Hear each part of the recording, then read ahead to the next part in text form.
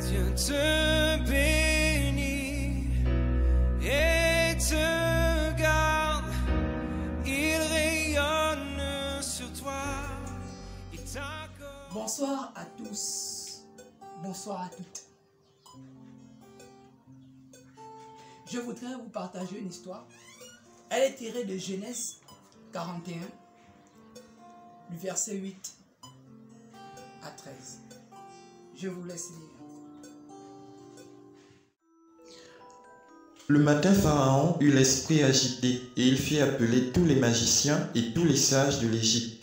Il leur raconta ses songes, mais personne ne put les expliquer à Pharaon. Alors le chef des échansons prit la parole et dit à Pharaon: « Je vais appeler aujourd'hui le souvenir de ma faute. Pharaon s'était irrité contre ses serviteurs et il m'avait fait mettre en prison dans la maison du chef des gardes, moi et le chef des Panéciens. Nous eûmes l'un et l'autre un songe dans une même nuit, et chacun de nous reçut une explication en rapport avec le songe qu'il avait eu. Il y avait là avec nous un jeune hébreu esclave du chef des gardes. Nous lui racontâmes nos songes et il nous les expliqua. Les choses sont arrivées selon l'explication qu'il nous avait donnée. Pharaon me rétablit dans ma charge et il fit pendre le chef des Panéciens. »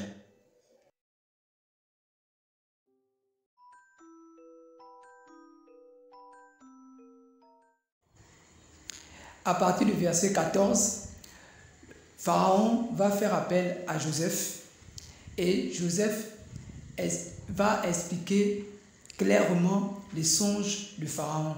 Et la suite de l'histoire du chapitre 41 de Genèse va nous montrer en fait que Joseph sera promu au rang de gouverneur. Comme quoi un bienfait n'est jamais perdu. Vous avez pu écouter ce que dit ce verset. Et de ce verset, bien évidemment, excusez-moi, je voudrais vous raconter une histoire. Et cette histoire, c'est celle qui suit.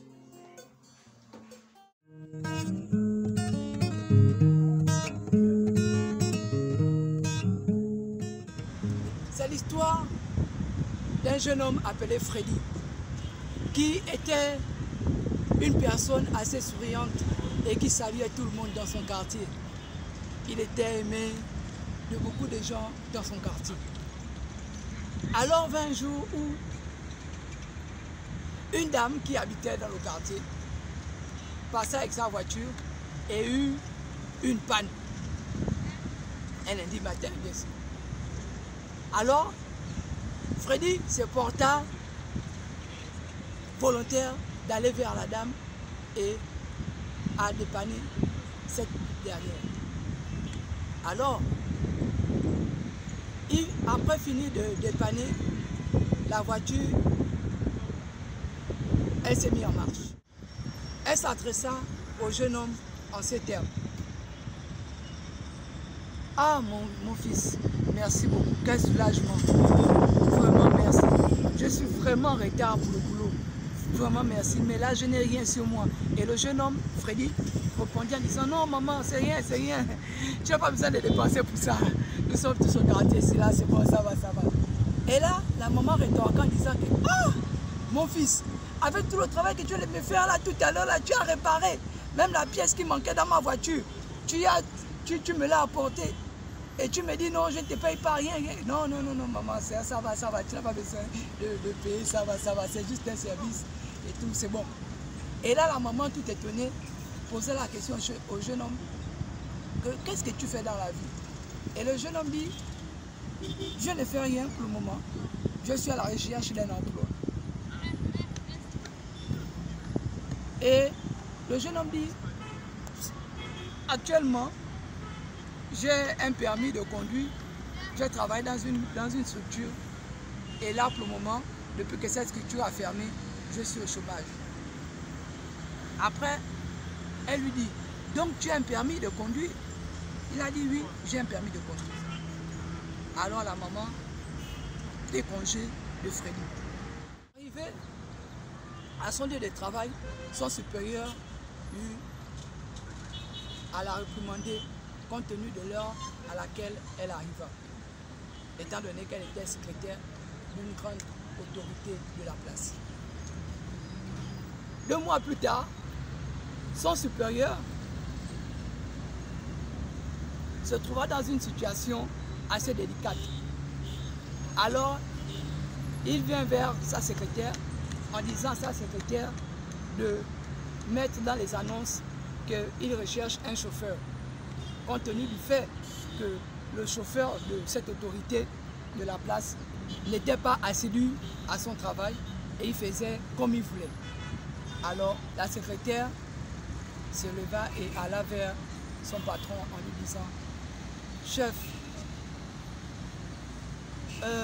je voudrais vous dire quelque chose. » Et là le chef se tourna vers elle et dit « Vas-y, parle, je t'écoute. » Elle a dit la dernière fois, une fois j'étais arrivé ici en retard, lorsque vous m'avez réprimandé. Je ne sais pas si vous vous souvenez de ce jour. Oui, je me souviens. Oui, il y a quoi?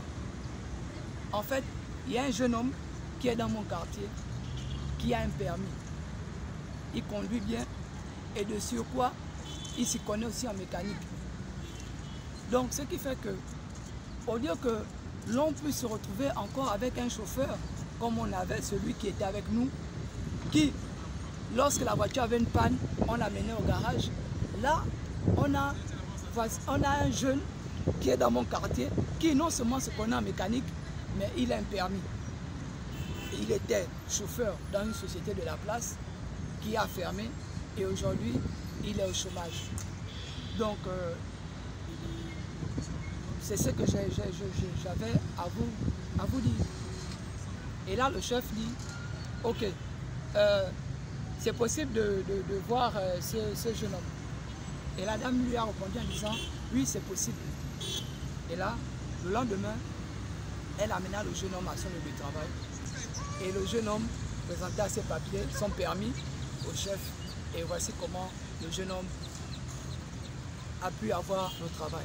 Tout simplement parce que ce jeune homme, dans le quartier où il était souriant avec tout le monde. Il était quelqu'un qui aidait. Il était quelqu'un qui n'était pas arrogant, qui n'était pas orgueilleux, mais il était disposé toujours à venir en aide à qui il pouvait aider lorsque le besoin se faisait ressentir.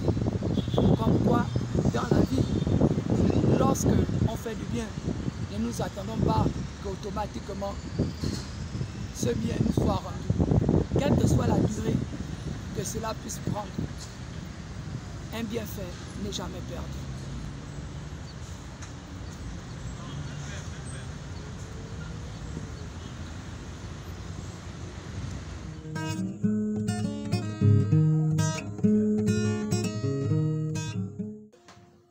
Vous avez pu suivre comme moi cette histoire. Que dire de plus? Si ce n'est que de dire que un bienfait n'est jamais perdu. Ne nous lassons pas de faire le bien autour de nous, car nous ne savons pas ce que ce bien pourra en résulter. Tu es chrétien? Je le suis. Ne nous lassons pas de faire le bien à quelqu'un, tant que le besoin se fera ressentir. Nous vous invitons à vous abonner sur notre chaîne YouTube DPL Line TV.